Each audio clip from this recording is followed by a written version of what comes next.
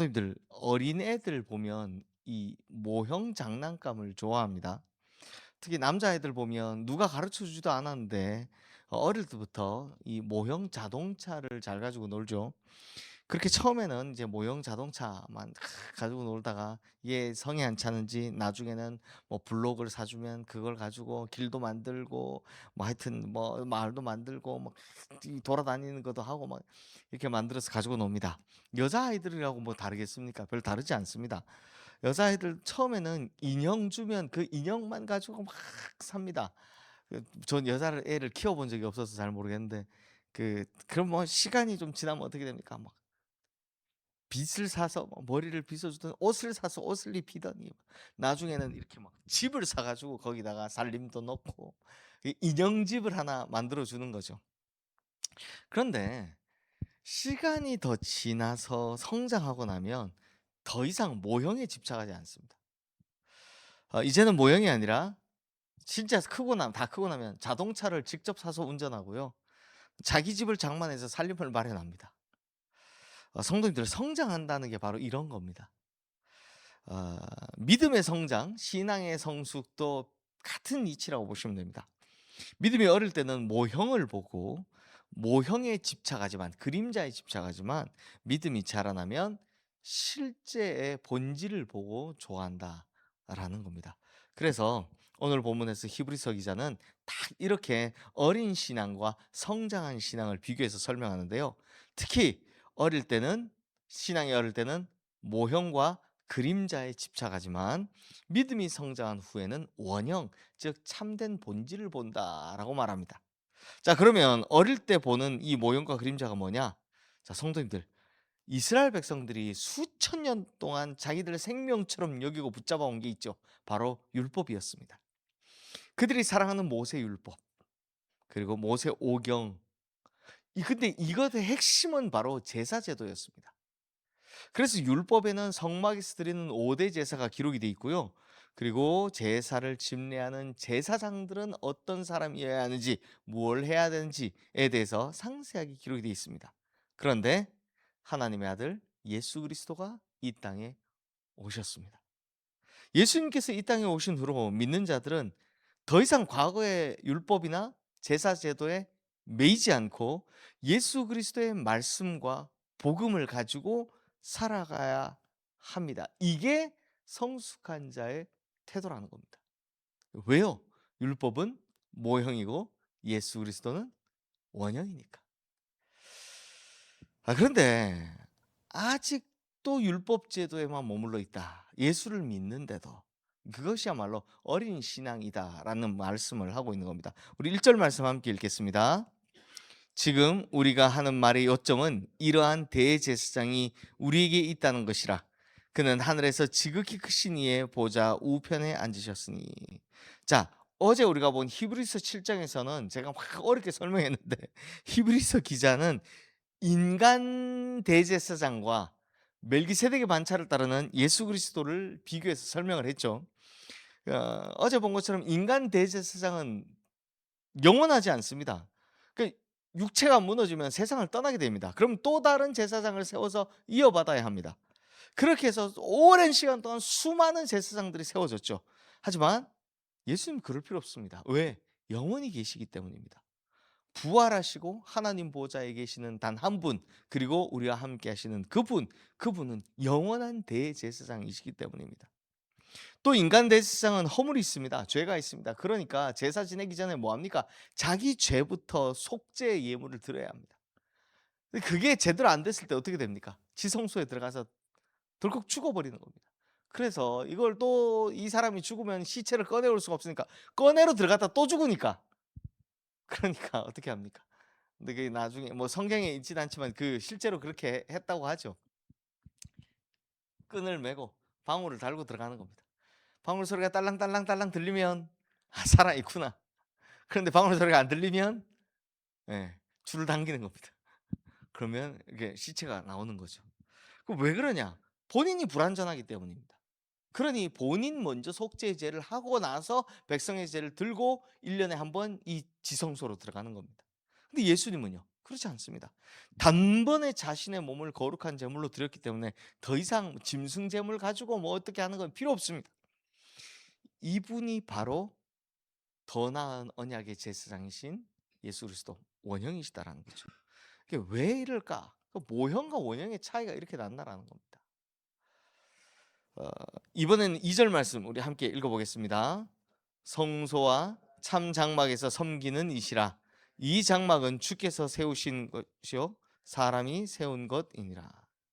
자, 예수님께서 오시기 전, 네, 이거 7장 2절 같은데요. 자, 예수님께서 오시기 전 이 땅에는 성막이 있었고 성전이 있었습니다. 그렇죠? 성막이 있다가 이제 성전이 있었죠. 그래서 하나님의 말씀을 받아서 모세가 지은 성막이 있었고, 그다음에 솔로몬이 지은 성전이 있었고, 그다음에 솔로몬 이후에 이제 무너지고 난 후에 우리가 지난번에 아, 봤던 그 이제 학계 스가랴처럼 스룹바벨 성전, 그때 지은 성전이 있었고, 그거 나중에 그거 말고 헤롯이라는 사람이 왕이 되고 난 후에 그 분봉왕은 그 지역을 다스리는 왕이 되고 난 후에 야 내가 유대인들 마음을 좀 사야 되겠다 해서 거대한 성전을 지은 게 그 예수님 때 오면 있는 헤롯 성전이 있습니다. 그런데 이렇게 성막 솔로몬 성전, 스룹바벨 성전, 헤롯 성전 이렇게 있었는데 인간의 손으로 지은 성전이 완벽합니까? 완전합니까? 그렇지 않았습니다. 성막은 시간이 지나면서 썩어 문드러지기 시작하는 겁니다. 그 다음에 솔로몬의 성전은 결국 우리가 본 것처럼 남유다 말기에 바벨론에 의해서 철저하게 파괴됩니다.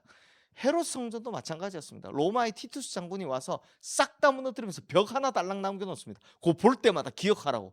그 벽이 지금 통곡의 벽이라 불리는 겁니다. 이렇듯 인간이 만드는 성전은 연약하고 부서지는 모형 같은 것이지만 하나님께서 지으신 성전, 곧 하늘에 있는 본체는 영원하다는 겁니다.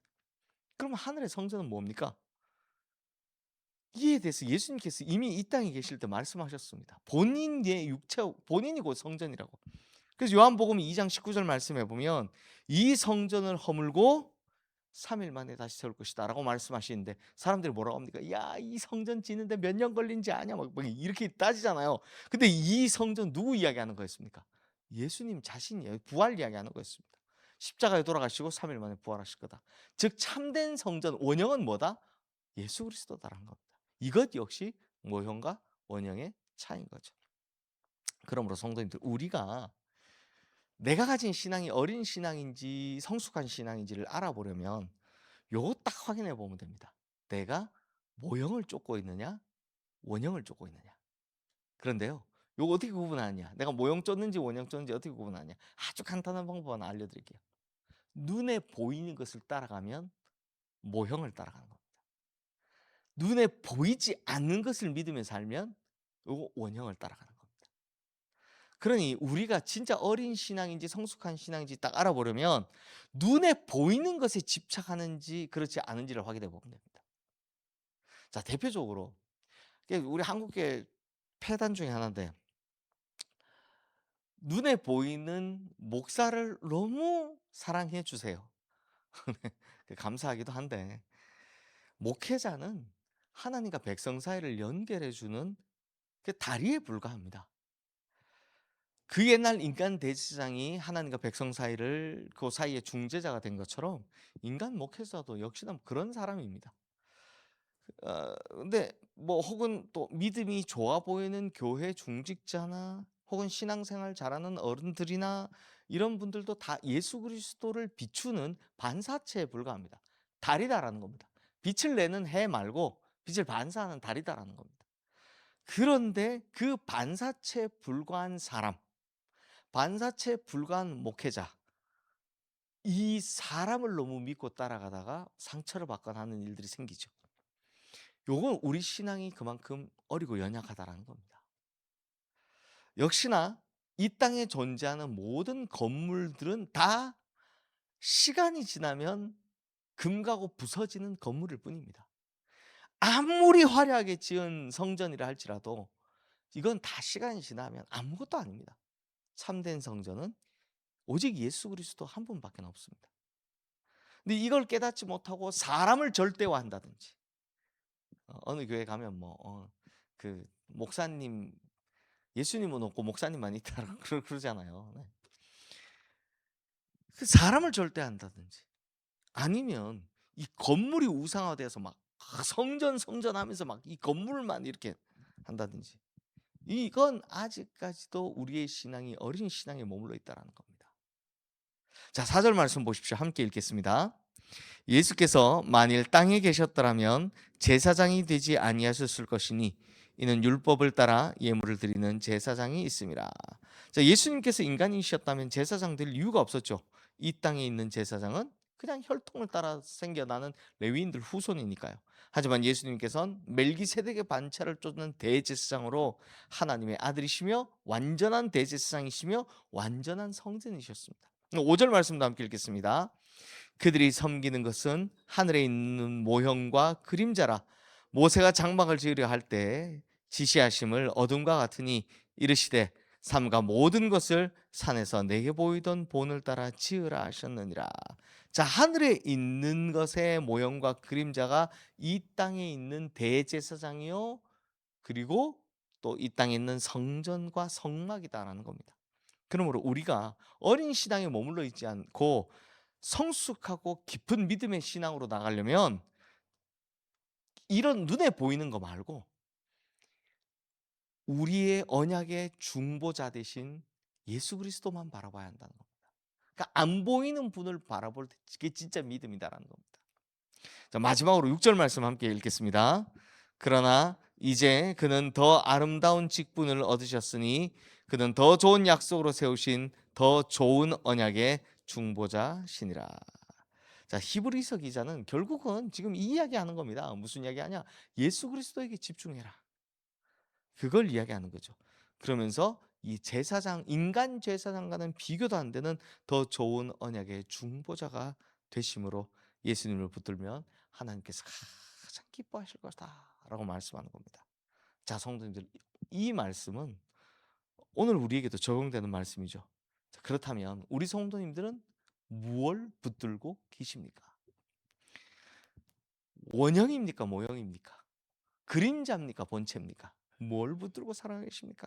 그러니 눈에 보이는 것들, 사람이나 건물이나 하여튼 뭐든 간에 이 눈에 보이는 것들 붙들고 따라가지 마시고요. 오직 예수 그리스도만 바라보시기를 주님의 이름으로 축원합니다. 다 모형과 그림자에 불과합니다. 이 세상에 있는 것. 그러나 예수 그리스도야말로 참된 대제사장이요 주님이야말로 참된 성전이시니까 예수님만 따라가는 주님의 믿음의 백성들 되시기를 주님의 이름으로 축원합니다. 세상에 있는 모형과 그림자에 현혹되지 마십시오.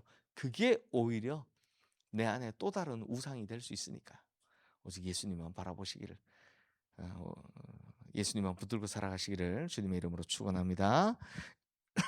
이 시간 오늘 주신 말씀 기억하며 우리 함께 기도하겠습니다.